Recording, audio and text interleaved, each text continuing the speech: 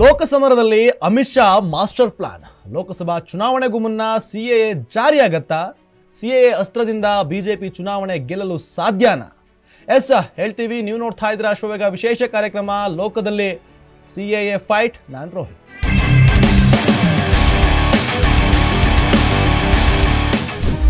ಲೋಕಸಮರದಲ್ಲಿ Amit Shah master plan. Lok Sabha ಚುನಾವಣೆಗೆ ಇನ್ನೇನು ಕೆಲವು ತಿಂಗಳು ಬಾಕಿ ಇದೆ. ಈಗಾಗಲೇ ಆಡಳಿತ ಪಕ್ಷ ಮತ್ತು ವಿಪಕ್ಷಗಳು ಲೋಕಸಮರಕ್ಕೆ ಸಕಲ ಸಿದ್ಧತೆಗಳನ್ನು ಮಾಡ್ಕೊಳ್ತಾ ಇವೆ. ಹಾಗಾದ್ರೆ ಕೇಂದ್ರ ದೊರೆಗಳು ಲೋಕ ಸಂಚಾರದಲ್ಲಿ ತೊಡಗಿದ್ದಾರೆ.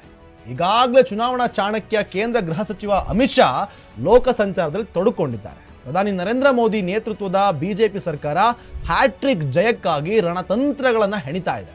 ಇತ್ತ ಈ ಸಲ ಮೋದಿ ಅವ್ರನ್ನ ಮಣಿಸಲೇಬೇಕು ಅಂತ ಇಂಡಿಯಾ ಒಕ್ಕೂಟ ಮಿತ್ರ ಪಕ್ಷಗಳು ಸಹ ಸಭೆಗಳ ಮೇಲೆ ಸಭೆಗಳು ನಡೆಸ್ತಾ ಇದೆ.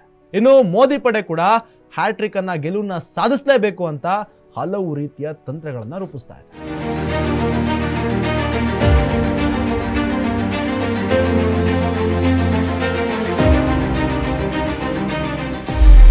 ಲೋಕಸಭಾ ಚುನಾವಣೆಗೂ ಮುನ್ನ ಸಿಎಎ ಜಾರಿಯಾಗತ್ತಾ?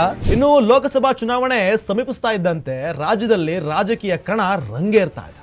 ಇದರ ನಡುವೆ ಬಿಜೆಪಿ ಚಾಣಕ್ಯ ಅಮಿತ್ ಶಾ ಪೌರತ್ವ ತಿದ್ದುಪಡಿ ಕಾಯ್ದೆಯ ಅಸ್ತ್ರವನ್ನ ಮುನ್ನೆಲೆಗೆ ತಂದಿದ್ದಾರೆ. ಇದೀಗ ದೇಶದಲ್ಲಿ ಮತ್ತೆ ಸಿಎಎ ಚರ್ಚೆ ಆಗ್ತಾ ಇದೆ, ಜೋರಾಗಿ ನಡೀತಾ ಇದೆ.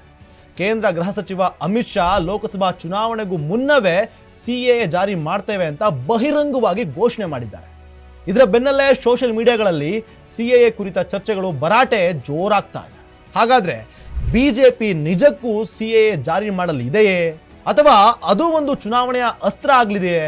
ಲೋಕಸಭಾ ಚುನಾವಣೆಯ ಹೊತ್ತಿನಲ್ಲಿ ಸರಿಯಾಗಿ ಬಿಜೆಪಿ ಯಾಕೆ ಸಿಎಎ ವಿಚಾರವನ್ನ ಮುನ್ನೆಲೆಗೆ ತರ್ತಾ ಇದೆ ಅನ್ನೋದು ರಾಜಕೀಯ ವಲಯದಲ್ಲಿ ಬಿಸಿ ಬಿಸಿ ಚರ್ಚೆಗಳು ಕೂಡ ನಡೀತಾ ಇದೆ.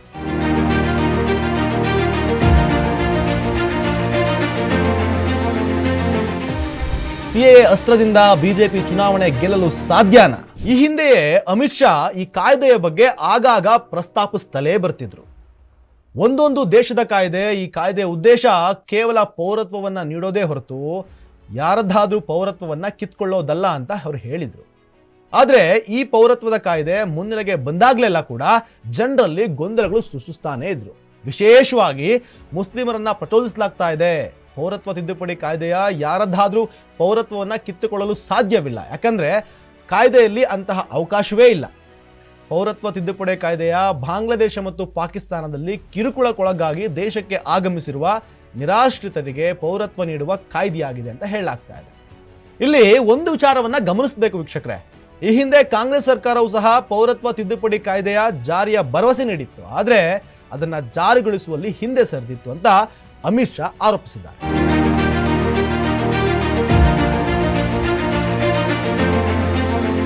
ದೇಶ ವಿಭಜನೆಯಾದಾಗ ಆ ದೇಶಗಳಲ್ಲಿ ಅಲ್ಪಸಂಖ್ಯಾತರು, ಕಿರುಕುಳಕ್ಕೆ ಒಳಗಾದವರು, ಆಗ ನಿರಾಶ್ರಿತರನ್ನ ದೇಶಕ್ಕೆ ಸ್ವಾಗತಿಸಲಾಗುವುದು ಅಂತ ಕಾಂಗ್ರೆಸ್ ನೀಡಿದ್ದ ಭರವಸೆ ಅವರಿಗೆ ಭಾರತೀಯ ಪೌರತ್ವವನ್ನ ನೀಡೋದಾಗಿ ಹೇಳಿತ್ತು. ಕಾಂಗ್ರೆಸ್ನ ಅಂದಿನ ಭರವಸೆಯನ್ನ ಈಗ ನರೇಂದ್ರ ಮೋದಿ ನೇತೃತ್ವದ ಸರ್ಕಾರ ಈಡೇರಿಸ್ತಾ ಇದೆ. ಇನ್ನು ನಿರಾಶ್ರಿತರ ಆಶ್ರಯಕ್ಕೆ ನಿಂತ ನರೇಂದ್ರ ಮೋದಿ ಸರ್ಕಾರವನ್ನ ಸಿಎಎ ವಿಚಾರದಲ್ಲಿ ಮೊದಲಿನಿಂದಲೂ ಸಹ ಕಾಂಗ್ರೆಸ್ ಸೇರಿದಂತೆ ಪ್ರಾದೇಶಿಕ ಪಕ್ಷಗಳು ಸಹ ವಿರೋಧಿಸ್ತಾನೆ ಬರ್ತಿವೆ. ಕೇಂದ್ರ ಸರ್ಕಾರದ ಉದ್ದೇಶ ಸರಿಯಾಗಿದ್ರೂ ಸಹ ವಿಪಕ್ಷಗಳು ದೇಶದ ಜನರಲ್ಲಿ ಗೊಂದಲಗಳನ್ನ ಸೃಷ್ಟಿಸ್ತಾ ಇದ್ದಾರೆ. ಬಾಂಗ್ಲಾದೇಶ, ಪಾಕಿಸ್ತಾನ ಮತ್ತು ಅಫ್ಘಾನಿಸ್ತಾನದಿಂದ ಭಾರತಕ್ಕೆ ಬಂದ ಹಿಂದೂಗಳು, ಸಿಖ್ಖರು, ಜೈನರು, ಬೌದ್ಧರು, ಪಾರ್ಸಿಗಳು ಮತ್ತು ಕ್ರಿಶ್ಚಿಯನ್ನರು ಸೇರಿದಂತೆ ಕಿರುಕುಳಕ್ಕೆ ಒಳಗಾದ ಮುಸ್ಲಿಮೇತರ ವಲಸಿಗರಿಗೆ ಭಾರತೀಯ ಪೌರತ್ವವನ್ನು ನೀಡುವ ಗುರಿಯನ್ನ ಸಿಎಎ ಹೊಂದಿದೆ. ಡಿಸೆಂಬರ್ 2019ರಲ್ಲಿ ಸಿಎಎನ್ನ ಸಂಸತ್ತು ಅಂಗೀಕರಿಸಿದ ನಂತರ ದೇಶದಲ್ಲಿ ಪ್ರತಿಭಟನೆಗಳು ಭುಗಿಲೆದ್ದಿತ್ತು. ಹಾಗೂ ಲೋಕಸಭಾ ಚುನಾವಣೆಗೂ ಮುನ್ನವೇ ಪೌರತ್ವ ತಿದ್ದುಪಡಿ ಕಾಯ್ದೆಯನ್ನ ದೇಶಾದ್ಯಂತ ಜಾರಿಗೊಳಿಸುವುದಕ್ಕೆ ಕೇಂದ್ರ ಸರ್ಕಾರ ಸಕಲ ಸಿದ್ಧತೆಗಳನ್ನು ಮಾಡಿಕೊಳ್ತಾ ಇದೆ. ಇದರ ಬೆನ್ನಲ್ಲೇ ಈ ವಿಚಾರ ಬಗ್ಗೆ ಅನಗತ್ಯ ಆತಂಕ ಸೃಷ್ಟಿಸುವ ಪ್ರಯತ್ನಗಳು ನಡೀತಾ ಇದೆ. ಮುಖ್ಯವಾಗಿ ಅಲ್ಪಸಂಖ್ಯಾತ ಸಮುದಾಯವನ್ನ ಪ್ರಚೋದಿಸುವ ಕೆಲಸ ಸಹ ಹಲವು ರಾಜಕಾರಣಿಗಳಿಂದ ನಡೀತಾ ಇದೆ. ಇದು ದುರದೃಷ್ಟಕರ ಅಂತಾನೂ ಹೇಳ್ಬೋದು. ದೇಶದ ಸುಭದ್ರತೆಯನ್ನ ಕಾಪಾಡುತ್ತಿರುವ ನರೇಂದ್ರ ಮೋದಿ ಅವರ ಪಡೆಯನ್ನ ವಿರೋಧ ಪಕ್ಷಗಳ ಮುಖಂಡರು ಈ ಕಾಯ್ದೆಯನ್ನ ವಿರೋಧಿಸ್ತಾನೆ ಬರ್ತಿದ್ದಾರೆ.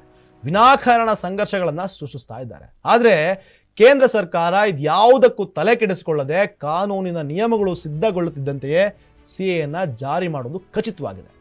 ಪಾಕಿಸ್ತಾನ, ಅಫ್ಘಾನಿಸ್ತಾನ ಮತ್ತು ಬಾಂಗ್ಲಾದೇಶಗಳಲ್ಲಿ ಕಿರುಕುಳವನ್ನು ಎದುರಿಸಿ ಭಾರತಕ್ಕೆ ವಲಸೆ ಬಂದ ಜನರಿಗೆ ಪೌರತ್ವ ನೀಡುವುದೇ ಸಿಎಎ ಮುಖ್ಯ ಉದ್ದೇಶವಾಗಿದೆ. ಭಾರತದಲ್ಲಿರುವ ಯಾರ ಪೌರತ್ವವನ್ನು ಈ ಕಾನೂನು ಕಿತ್ಕೊಳ್ಳೋದಿಲ್ಲ. ಹಾಗೂ ರಾಷ್ಟ್ರದ ಮೇಲೆ ಪರಿಣಾಮ ಬೀರುವ ಗಂಭೀರ ವಿಷಯಗಳ ಬಗ್ಗೆ ಯಾವುದೇ ಪಕ್ಷವಾಗಲಿ ರಾಜಕೀಯ ಮಾಡಬಾರದು. ಇತ್ತೀಚಿನ ದಿನಗಳಲ್ಲಿ ಈ ದುರದೃಷ್ಟಕರ ಬೆಳವಣಿಗೆ ಹೆಚ್ಚಾಗ್ತಾ ಇದೆ. ರಾಜಕಾರಣದ ಬಗ್ಗೆ ಜನರಲ್ಲಿ ತಪ್ಪು ಅಭಿಪ್ರಾಯಗಳನ್ನು ಸೃಷ್ಟಿಸ್ತಾ ಇದ್ದಾರೆ. ಎಲ್ಲ ಭಾವನಾತ್ಮಕ ಚಿಂತನೆಗಳನ್ನು ಸಹ ಕುತಂತ್ರ ರಾಜಕೀಯಕ್ಕೆ ಬಳಸ್ಕೊತಾ ಇದ್ದಾರೆ. ಇದರಿಂದ ಆಡಳಿತ ಪಕ್ಷ ಮತ್ತು ಪ್ರತಿಪಕ್ಷಗಳು ಮತ ಬ್ಯಾಂಕ್ಗಳನ್ನ ಗೆಲ್ಲಬಹುದು ಅಂತ ಭಾವಿಸ್ತೇವೆ. ಆದರೂ ವಾಸ್ತವ ಹಾಗಿಲ್ಲ. ಅನಾಗತ್ಯ ರಾಜಕೀಯ ವಿವಾದ, ಆರೋಪ ಪ್ರತ್ಯಾರೋಪದ ಘಟನೆಗಳು ಜನರನ್ನ ಗೊಂದಲದಲ್ಲಿ ಮುಳುಗಿಸ್ತಾ ಇವೆ. ಇಷ್ಟು ಮಾತ್ರವಲ್ಲ, ದೇಶದ ಜನರಲ್ಲಿ ಭೀತಿಯನ್ನು ಸೃಷ್ಟಿಸ್ತಾ ಇದೆ. ಇನ್ನು ಸಿಎಎ ಕಾನೂನಿನ ಅಡಿಯಲ್ಲೇ ಭಾರತದ ಪೌರತ್ವ ಸಿಗಲಿದೆ. ಇದರಲ್ಲಿ ಗೊಂದಲ ಸೃಷ್ಟಿಸುವ ಅಗತ್ಯ ಯಾವುದೇ ಕಾರಣಕ್ಕೂ ಇಲ್ಲ. ಆದರೂ ಅಲ್ಪಸಂಖ್ಯಾತರಲ್ಲಿ ಸಿಎಎ ಬಗ್ಗೆ ತಪ್ಪು ಭಾವನೆ ಮೂಡಿಸುವ ಪ್ರಯತ್ನ ಕೆಲವರಿಂದ ನಡೀತಾ ಇದೆ. ರಾಜಕೀಯ ಪಕ್ಷಗಳು ಜನರಲ್ಲಿ ಅರಿವು ಮೂಡಿಸುವ ಕೆಲಸವನ್ನ ಮಾಡಬೇಕೇ ಹೊರತು ದಿಕ್ಕನ್ನ ತಪ್ಪಿಸುವ ಕೃತ್ಯಗಳಿಗೆ ಕೈ ಹಾಕಬಾರದು. ಸಿಎಎ ಜಾರಿ ಮೂಲಕ ಯಾರನ್ನು ದೇಶದಿಂದ ಹೊರಹಾಕುವ ಉದ್ದೇಶ ಇಲ್ಲ ಎಂಬುದು ಸ್ಪಷ್ಟವಾಗಿದ್ರೂ ಇದರ ಬಗ್ಗೆ ಮತ್ತಷ್ಟು ಜನರಲ್ಲಿ ವಿಶ್ವಾಸ ಮೂಡಿಸುವ ಕೆಲಸವನ್ನ ಕೇಂದ್ರ ಸರ್ಕಾರ ಈಗ ಮಾಡಬೇಕಾಗಿದೆ. ಉಳಿದ ಪಕ್ಷಗಳು ವಿಷಯದಲ್ಲಿ ರಾಜಕೀಯ ಮಾಡೋದನ್ನ ಬಿಡಬೇಕು. ಹಾಗೆ ನೋಡಿದ್ರೆ ಜಮ್ಮು ಕಾಶ್ಮೀರಕ್ಕೆ ನೀಡಿರುವ ವಿಶೇಷ ಸ್ಥಾನಮಾನ ಹಿಂಪಡೆದಾಗ ಒಂದಷ್ಟು ಕಡೆ ಹೊತ್ತು ಉರಿದಿದ್ದವು. ಆದರೆ ವಿಶೇಷ ಸ್ಥಾನಮಾನವನ್ನು ಹಿಂಪಡೆದ ಮೇಲೆ ಆ ಪ್ರದೇಶದ ಜನ ಶಾಂತಿಯಿಂದ ಬದುಕ್ತಾ ಇದ್ದಾರೆ. ಅಭಿವೃದ್ಧಿಯ ಪಥದತ್ತ ಸಾಗ್ತಾ ಇದೆ. ಹಾಗೆ ಸಿಎ ಕೂಡ ಸುಗಮವಾಗಿರುತ್ತೆ. ಇದಾಗಿತ್ತು ಈ ಹೊತ್ತಿನ ವಿಶೇಷ. ನೋಡ್ತಾ ಇರಿ ಅಶ್ವವೇಗ.